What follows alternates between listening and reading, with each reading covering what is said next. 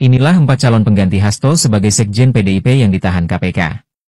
1. Mantan Gubernur Lembaga Ketahanan Nasional, Andi Wijayanto.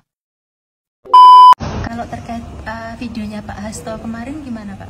Nah, ini lagi. Ini ya, supaya kronologisnya itu harus runtut dilihat. Karena ini kan zamannya keterbukaan. Coba dilihat tahun 2015. Ada inisiatif dari DPR untuk memasukkan revisi RUU KPK ke prolegnas. Jadi dari keterangan saya, yang saya pertanggungjawabkan secara hukum, secara politik, yang saya pertanggungjawabkan di atas Tuhan yang Maha Kuasa tentang kebenaran pernyataan saya ini, meskipun tanpa bukti, rakyat Indonesia bisa mengetahui bahwa pelemahan KPK dilakukan oleh Presiden Jokowi, kemudian dampaknya dituduhkan kepada PDI Perjuangan.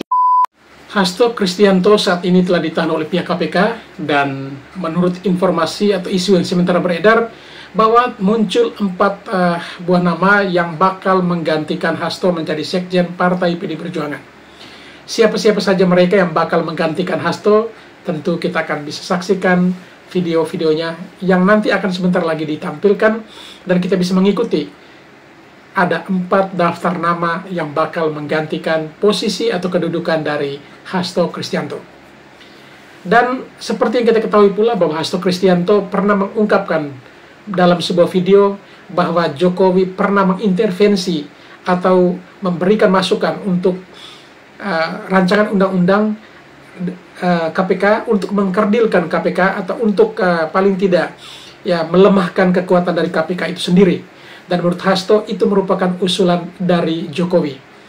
Menanggapi pernyataan dari Hasto tersebut, Jokowi sepertinya berang dengan tindakan yang dilakukan oleh Hasto, dan ia pun memberikan klarifikasi di depan para awak media terkait dengan informasi atau isu yang dilemparkan oleh Hasto tentang dirinya yang menginginkan agar KPK itu dilemahkan fungsinya dengan melakukan atau menyodorkan beberapa rancangan undang-undang agar pihak legislatif dalam hal ini DPR untuk bisa memutuskan. Karena dengan demikian maka kekuatan dari KPK itu bisa dilemahkan. Dan hal itu tentu membuat Jokowi juga tidak terima dan memberikan klarifikasi terkait hal dimaksud. Dalam video ini juga kita akan menyaksikan tanggapan dari para netizen terkait dengan pernyataan Hasto yang sudah dibantah oleh Joko Widodo. Baik, untuk tidak memperpanjang kata, kita langsung saja ke video-videonya.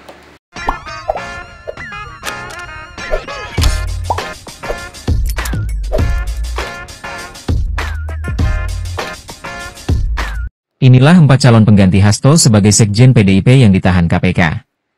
1. Mantan Gubernur Lembaga Ketahanan Nasional, Andi Wijayanto. 2. Ketua Fraksi PDIP di DPR RI, Utut Adianto. 3. Banggar DPR RI dan peraih suara terbanyak di Legislatif, Said Abdullah. 4. Ketua Fraksi PDIP di MPR RI, Ahmad Basarah. Kalau terkait videonya Pak Hasto kemarin gimana Pak? Nah, ini lagi.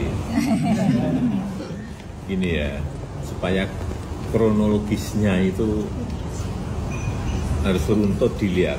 Karena ini kan zamannya keterbukaan. Coba dilihat tahun 2015. Ada inisiatif dari DPR untuk memasukkan revisi RUU KPK ke prolegnas. Coba dilihat lagi. Dan saat itu terjadi ketidaksepakatan antara DPR dan pemerintah, sehingga tidak jadi dibahas. 2016, 2017, 2018 juga ada upaya untuk melakukan pembahasan, tetapi juga tidak terjadi. Baru tahun 2019 masuk prolegnas karena memang semua fraksi yang ada di DPR setuju. Sampai pada akhirnya dibahas dan digedok di rapat paripurna. Semuanya atas inisiatif DPR. Udah, itu aja. Jadi, ya surprise-nya itu kan itu kalau sudah semua fraksi menyetujui, semua fraksi di DPR setuju, ya Presiden kalau tidak musuhan dengan semua fraksi dong. Politiknya harus dilihat seperti itu. Tapi bukan dari sini. Bukan saya ngejar-ngejar, bukan itu. Tolong dilihat itu, dicek. Ada beritanya semua. Dan sampai setelah diundangkan, saya juga akhirnya tidak tanda tangan. Coba dilihat lagi. Iya. Tapi kan aturannya tetap setelah 30 hari bisa berlaku. Gitu. Ya, gitu aja. Untuk tudingan Pak Hasto tanggapannya seperti apa? Untuk tudingan Pak Hasto tanggapannya seperti apa? Ya tadi.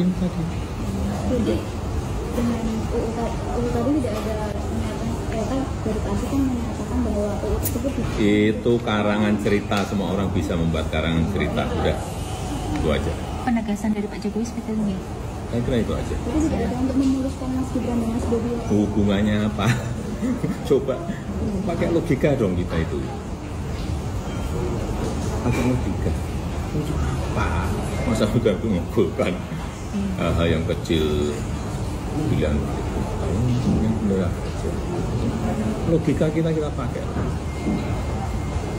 Udah. Isnya itu harus runtut dilihat, karena ini kan zamannya keterbukaan. Coba dilihat tahun 2015 ada inisiatif dari DPR untuk memasukkan revisi RUU KPK ke prolegnas. Coba dilihat lagi. Dan saat itu terjadi ketidaksepakatan antara DPR dan pemerintah sehingga tidak jadi dibahas. 2016, 2017, 2018 sudah ada upaya untuk melakukan pembahasan, tapi juga tidak terjadi. Baru tahun 2019 masuk prolegnas karena memang semua fraksi yang ada di DPR setuju. Sampai pada akhirnya dibahas dan dihidup di rapat paripurna semuanya atas inisiatif DPR. Dan aja. Jadi ya surprise-nya itu kan kalau sudah semua fraksi menyetujui, semua fraksi di DPR setuju, ya Presiden kalau tidak musuhan dengan semua fraksi itu. Politiknya harus seperti itu. Tapi bukan dari sini. Saya ngejar-ngejar. Dan itu, kamu dilihat itu, dicek. Ada beritanya semuanya. Dan sampai setelah diundangkan, saya juga akhirnya tidak tanda tangan. Coba dilihat lagi.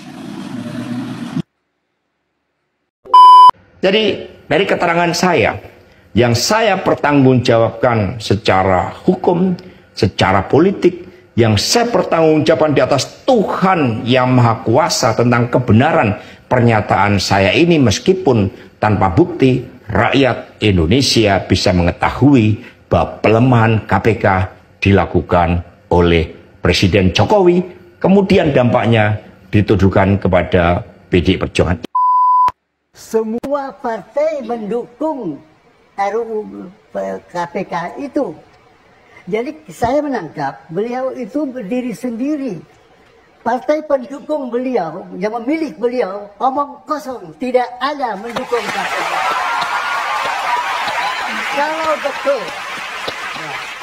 Kalau betul partai pendukung Presiden Jokowi ingin membantu supaya Jokowi berhasil, kenapa menyetujui RUU yang memperlemah KPK? Sedangkan KPK terbukti berhasil memberantas. Oke. Saya jawab ya. Sebentar, Prof. Dalam konteks kemudian sekarang saya ingat, saya pernah membaca ada pernyataan Pak Jokowi yang bilang saya kan tidak punya fraksi di DPR. Konteksnya apa ketika menyampaikan itu? Apakah memang itu pengakuan bahwa sedang dikeroyok DPR? Implisit berkata semua partai mendukung RUU KPK itu. Beliau sendiri berdiri sendiri. Mana partai-partai yang sok membantu beliau? Sok.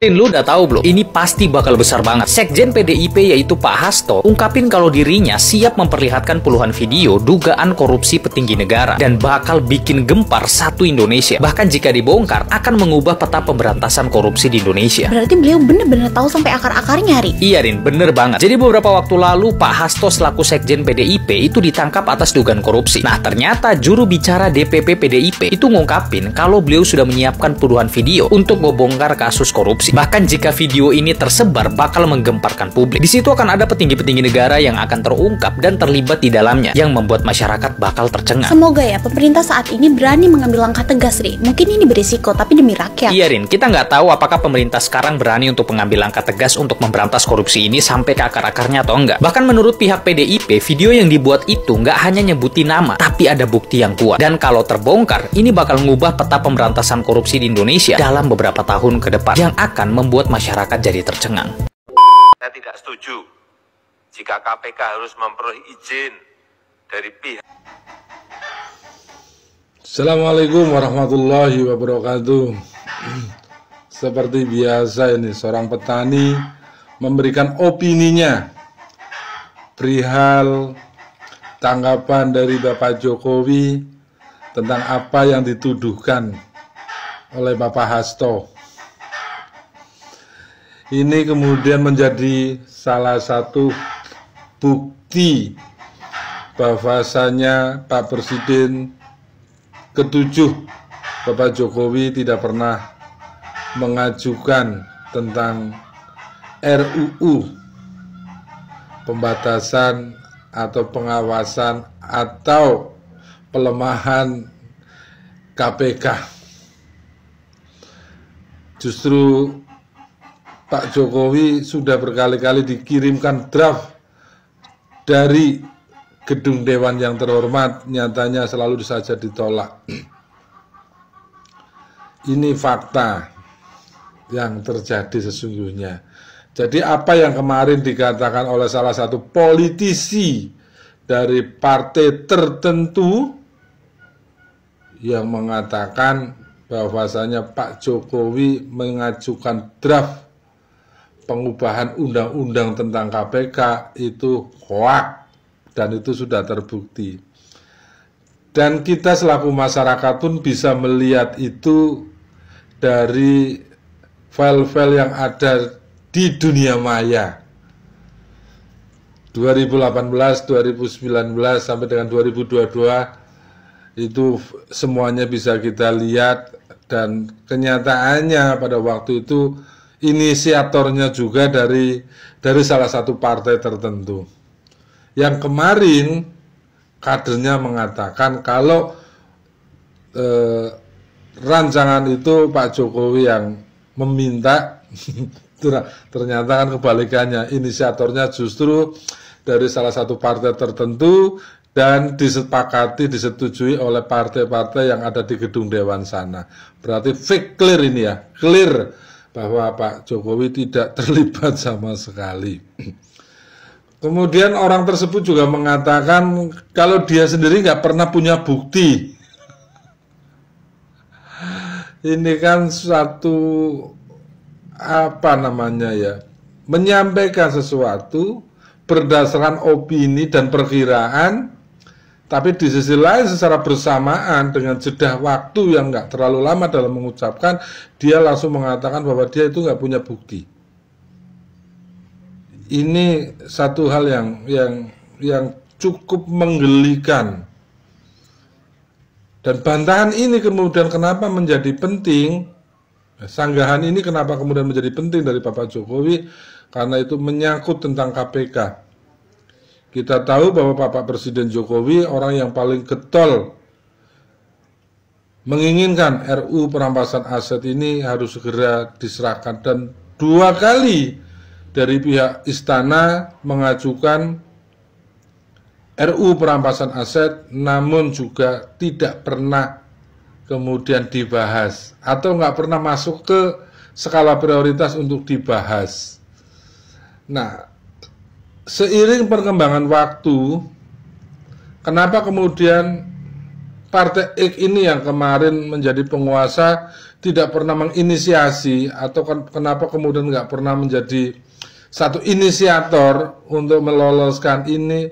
Ya, hari ini kita bisa melihat semua apa yang terjadi. Kemudian ketika itu diloloskan, maka semua kader-kader terbaik menurut mereka itu akan hilang.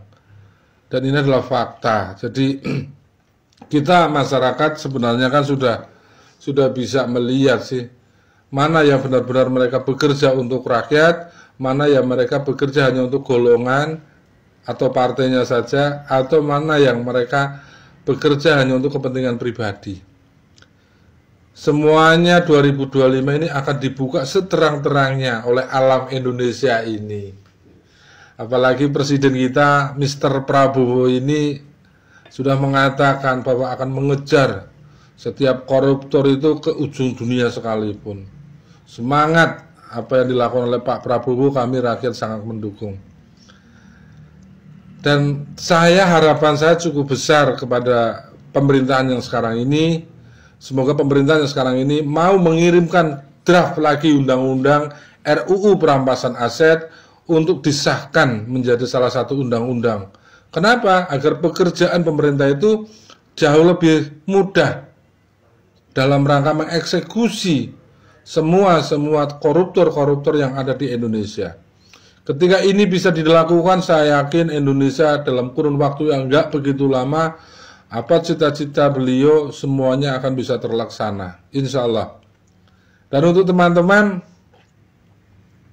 yuk kita sama-sama dukung pemerintahan yang sekarang, ikuti perkembangannya, kawal pemerintahan sekarang, karena kita tahu bahwa di luar sana banyak sekali faksi-faksi atau kelompok-kelompok yang menginginkan negara ini kemudian menjadi hancur, yang menginginkan negara ini kemudian terpecah belah.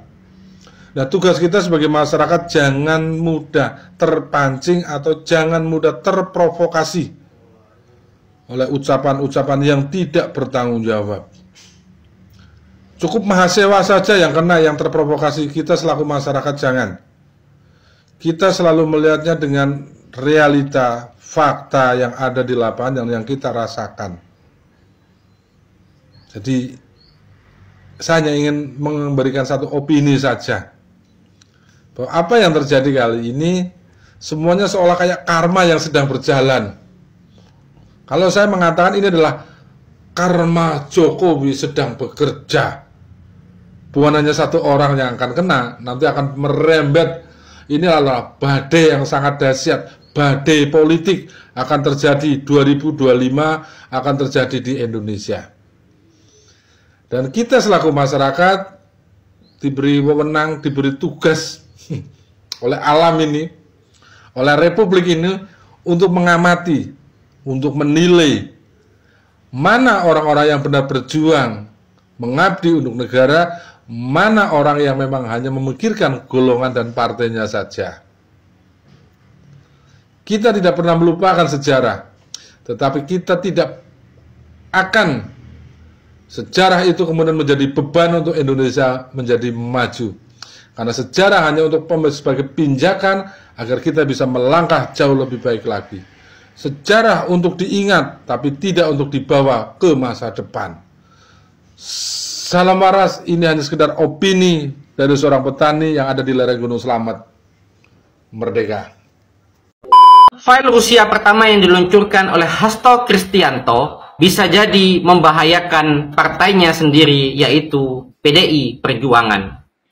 Mungkin Hasto berharap dengan diluncurkannya rekaman video berisi pernyataannya tentang Jokowi adalah inisiator dari revisi Undang-Undang KPK tahun 2019, mungkin ia berharap bahwa ini akan menjadi momentum untuk masyarakat bergerak dan menuntut, mengadili, dan menangkap Jokowi.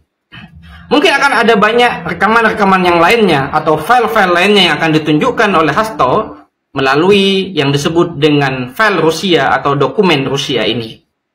Tetapi Hasto perlu ingat bahwa apa yang terjadi ketika revisi Undang-Undang KPK ini tidak lepas dari peran PDI Perjuangan.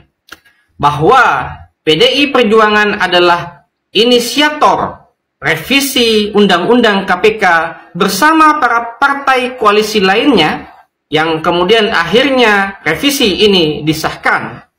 Hanya ada 3 partai yang menolak revisi Undang-Undang KPK karena dinilai akan dapat melemahkan KPK, yaitu Gerindra yang kemudian pada akhirnya menerima dengan catatan, kemudian Demokrat yang akhirnya memilih walkout dari ruang sidang, dan PKS, Partai Keadilan Sejahtera, yang konsisten sampai akhir mengatakan menolak revisi Undang-Undang KPK. Sementara PDI Perjuangan yang jelas-jelas di sana mendapatkan kursi lebih banyak, justru menjadi inisiator dan menggalang kekuatan agar revisi Undang-Undang KPK ini disahkan. Jadi pertanyaannya akan kembali diajukan kepada Hasto. Bagaimana ketika dia menyadari bahwa ada upaya untuk melemahkan KPK yang dilakukan oleh Jokowi yang saat itu masih mesra dengan PDIP dan bahkan dikatakan bahwa ia adalah petugas partai. Mengapa PDIP tidak dapat mencegah niat Jokowi tersebut, tetapi justru memuluskan niatnya untuk kemudian merevisi Undang-Undang KPK? Ini pertanyaan yang patut diajukan kepada Hasto. Sayang sekarang orangnya sudah berada di tahanan. Sehingga apa yang akan dijawab oleh Hasto ketika pertanyaan berikutnya adalah tentang uang 3 juta dolar atau 45 miliar rupiah yang diberikan untuk memuluskan jalannya revisi Undang-Undang KPK. Dari manakah uang itu berasal? Kemudian kepada siapakah uang itu digelontorkan? Apakah partainya, yaitu PDI Perjuangan, juga mendapat keuntungan dari pengesahan revisi Undang-Undang KPK ini? Ini akan menjadi semacam bola liar dan bahkan bisa jadi akan menjadi pisau bermata dua yang tidak hanya menikam Jokowi, tapi juga bisa menikam PDI Perjuangan. Karena itu, Hasto harus lebih cerdas, harus lebih berhati-hati dalam membuat pernyataan-pernyataan, termasuk mungkin file-file Rusia yang akan dibongkar berikutnya. Jangan sampai justru maksudnya adalah untuk menyerang Jokowi dan mungkin dengan tujuan agar Jokowi segera ditangkap dan diadili, tetapi akan menjadi blunder bagi dirinya sendiri, juga bagi partainya. Karena kita tahu bahwa revisi Undang-Undang KPK ini tidak lepas dari peran PDI Perjuangan. Jika Hasto dan PDI Perjuangan menyadari bahwa revisi Undang-Undang KPK tidak disetujui oleh rakyat, tidak diinginkan oleh rakyat, dan bisa menjadi sebuah bentuk pengkhianatan kepada rakyat, juga bisa menjadi pintu masuk agar kemudian kasus-kasus korupsi menjadi sulit untuk ditangkap oleh KPK atau dalam hal ini disadap oleh KPK, maka justru Hasto dan PDIP menjadi yang patut dipertanyakan mengapa kemudian melakukan pembiaran, bahkan memberikan jalan agar revisi Undang-Undang KPK ini disahkan. Itu. Bagaimana menurut teman-teman? Menarik ya. Hasto pernah mengancam ya, jika Hasto di penjara, dia akan membuka blak-blakan dan membawa bukti kejahatan seorang Jokowi. Ini ingat ya, kejahatan seorang Jokowi. Ini kata Hasto. Setelah Hasto masuk ya di penjara, itu beredar video sebelum Hasto ini ditangkap ya. Dia memang sudah mempersiapkan, membeberkan bro ya, seolah-olah Bapak Jokowi A, B, C, D, E ya. Lucunya ini yang kita tunggukan apa yang pernah disampaikan Hasto, membeberkan bukti-bukti nyata perihal kejahatan Bapak Jokowi jika ada gitu ya. Tapi faktanya Hasto ini hanya cerita, hanya orang kayak persentase gitu loh ya, kayak orang seminar. Buktinya nggak ada, cuman omongan. Oh ini yang disebut mau memaparkan bukti, yang buktinya aja nggak ada. cuman omon-omon. Aneh.